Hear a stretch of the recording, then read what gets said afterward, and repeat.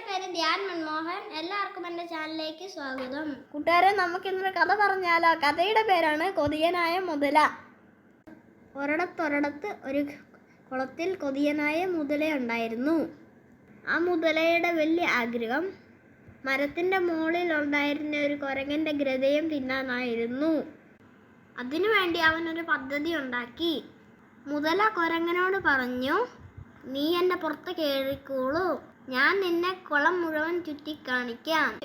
ഇത് വിശ്വസിച്ച കുരങ്ങൻ മുതലയുടെ പുറത്ത് കയറി.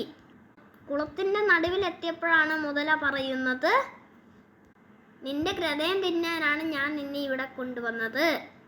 അപ്പോൾ കുരങ്ങൻ പറഞ്ഞു, അയ്യോ, അത് നേരത്തെ പറയണ്ടായിരുന്നോ? ഞാൻ എൻ്റെ ഹൃദയം കൊണ്ടുവരാൻ മറന്നുപോയി. അത് ഞാൻ മരത്തിൻ്റെ മുകളിൽ വെച്ചിരിക്കുകയാണ്.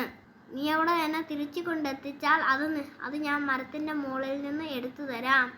ഇത് വിശ്വസിച്ച മുതല കുരങ്ങനെ കരയിലെത്തിച്ചു. കരയിലെത്തി രക്ഷപ്പെട്ട കുരങ്ങൻ മരത്തിൻ്റെ മുകളിൽ ചാടിക്കയറി മുതലയോട് പറഞ്ഞു, എടാ മണ്ട, ഹൃദയം ആർക്കെങ്കിലും പുറത്തെടുത്ത് വെക്കാൻ പറ്റുമോ? ഞാൻ നിന്റെ കയ്യിൽ നിന്ന് രക്ഷപ്പെടാൻ വേണ്ടി പറഞ്ഞ കഥയല്ലേ? കൂട്ടുകാരെ, ഈ കഥയിൽ നിന്ന് നമ്മൾ എന്താണ് മനസ്സിലാക്കുന്നത്? വേണ്ട സമയത്ത് ബുദ്ധി ഉപയോഗിച്ചാൽ ഏത് പ്രശ്നത്തിൽ നിന്നും രക്ഷപ്പെടാൻ പറ്റും.